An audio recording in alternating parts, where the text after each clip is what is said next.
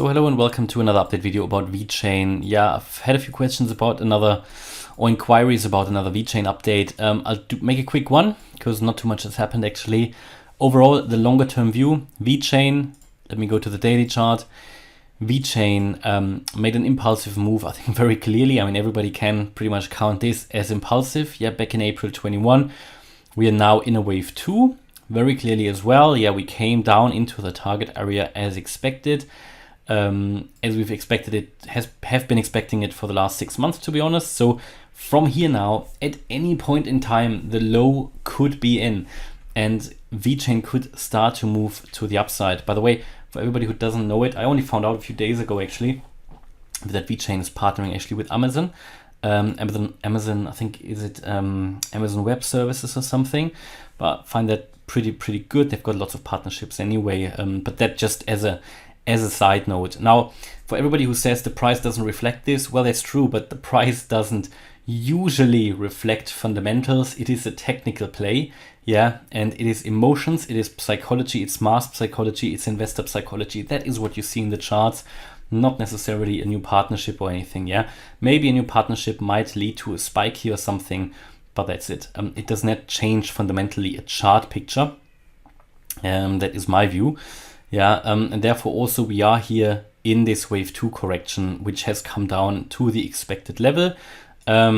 Otherwise, despite all the bullish news, we would probably not have reached this target area, despite all the bullish fundamental news about VeChain and partnerships and so on. Same situation with Bitcoin, obviously, and everything, right?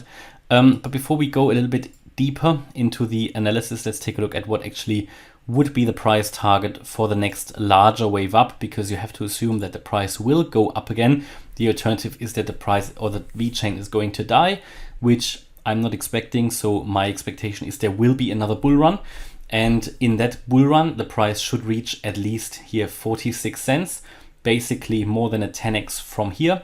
That is the next wave. That would be a wave 3. If we can break the all-time high, then the price target would be 47 cents. That is, as I said, more than a 10x from now.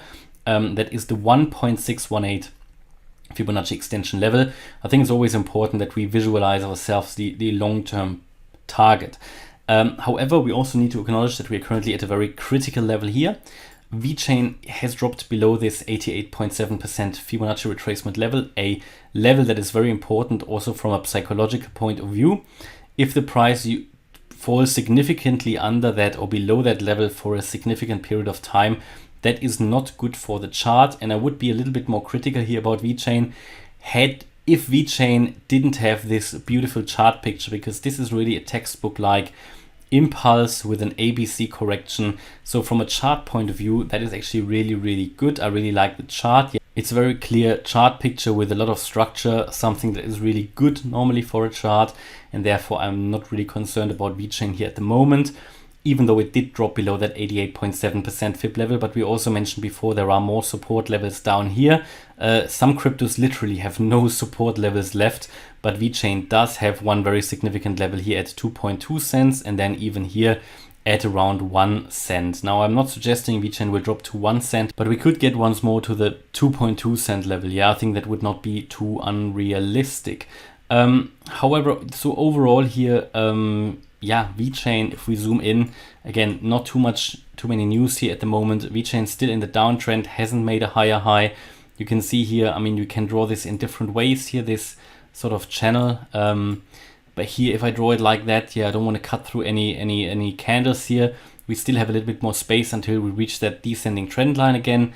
So overall, what is coming up here really mirrors what we did before. It's basically just a corrective move up at the moment. So it's pretty much doing something similar to what we did here. Yeah, maybe even what we did here, we do here again, just a bit of a corrective move up, a little bit of breathing in after the price was breathing out quite a long time actually. So you need this in and out, yeah, up and down, but we are in a downtrend, and as long as we are not really making here something significant, my view would be that we can drop at any point here short term before we indicate or before we start a trend reversal to the upside. Yeah, so medium term, of course, absolutely, or long term, absolutely, new all-time highs expected.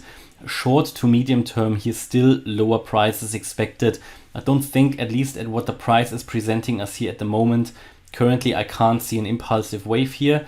And that is what we want to see in order to be able to forecast that the low is in. So what we want to see is at least here a 5-wave move to the upside and a 3-wave move down with a higher low, and then we can be more certain that the low is actually in. Now we're quite far away from that, and we are not even above the 88.7% fib level again. We're not even back above the 3.3 cent level. That is the minimum we would need to do really to start a new uptrend. But because we are still below that target area, it is really hard at the moment for VeChain. So here I expect here at some point another wave down, another move down that could take us to that 2.2 cent level.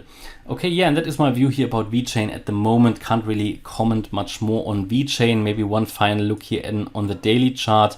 We still have a short signal here on the ADX, that trend indicator that is just a short signal, definitely not bullish.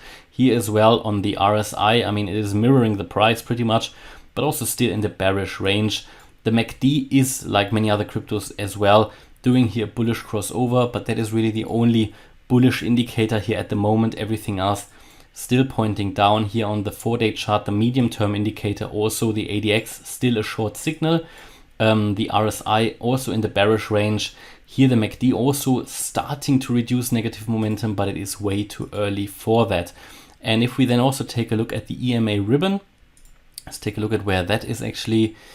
EMA ribbon, here we had also that short signal here on the 23rd of April. Since then it has been going down on the daily, so quite a good indicator. On the 8-hour chart also we had a short signal already on the 11th of April. Anybody who took that short trade, you know, it is a good indicator. I can only recommend it. Take a look at it.